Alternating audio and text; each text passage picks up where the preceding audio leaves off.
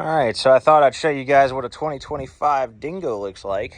I went and got that with the pallet forks, the grapple bucket, and I got a new farm boss because I had a fire, so I had to rebuild my garage and replace the farm boss. I literally bought one a week before the fire, never even cut the first piece of wood. And I got me a new weed eater. But anyway, so let's look at this Dingo. This is a tx1000 turbo wide track. It's literally a 2025. So I ordered one and it says 24 right there, but that's the build date. So right here it says 2025. So that is the model. And they changed a few things from 24 to 25. This used to be blue, now it's red. They put a textured paint instead of a gloss paint, which I think is going to help with scratches.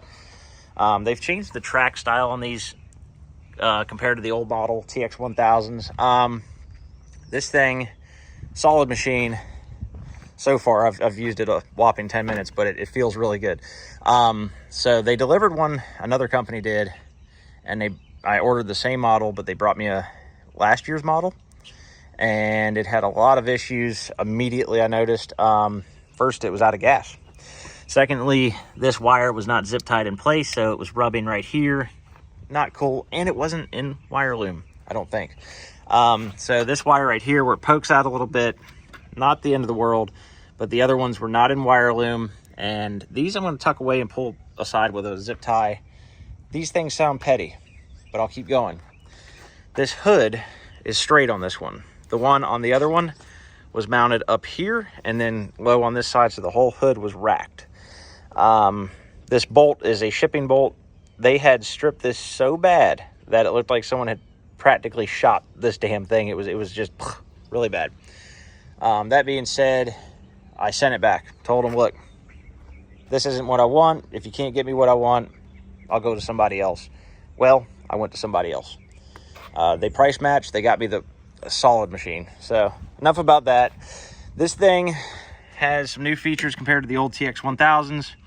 I'll start with it. It's got a horn, which the old ones never had.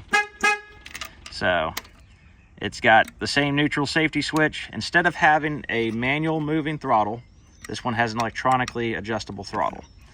This also has more widgets to work with on the display. You can see the temperature of the coolant, the oil pressure, all that stuff. You couldn't see that before. This has a high speed and low speed hydraulic, something I've never seen on a Toro TX1000. And then here's your standard 12-volt cigarette lighter if you want to mount something up here to put like a phone holder and charge your phone, things like that. It's pretty cool. Come over here to the joystick. They used to have a lever right here for the hydraulics, for the auxiliary, or the, what do you want to call it, the PTO. Now it's right here on this switch. Makes it a lot easier. This joystick is a lot more soft, more user-friendly. So the other one I had, it always came loose. It got caught up down there real bad constantly. I had to cut away stuff to make it work right. So the old ones used to have a button right here that would get clogged up with gravel, and then they would make it so it's the dead man switch for the PTO for running your attachments. That switch would go bad after 30-40 hours usually. And what I did is I'd wire a bypass to a toggle switch to this blank switch right here, bypassing the whole thing. Not something I wanted to do, but they did fix that issue where it's no longer interfering with gravel, things like that. It's a totally separate system. Here's your parking brake. So this one is pretty stiff still, it's new. Spring-loaded platform. And this model, it's turbocharged, but it's so much more quiet than the previous 1000s. It's like a car. It's very quiet. This is your throttle.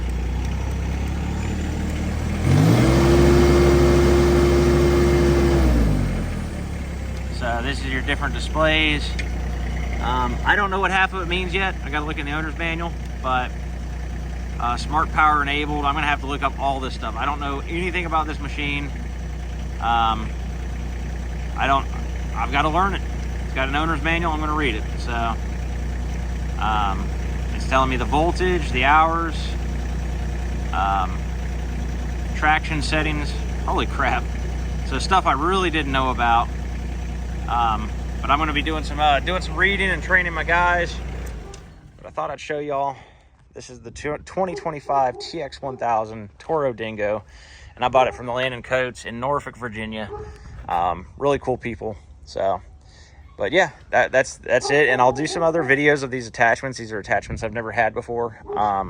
That bucket's going to come in handy for grabbing brush, firewood, stuff like that.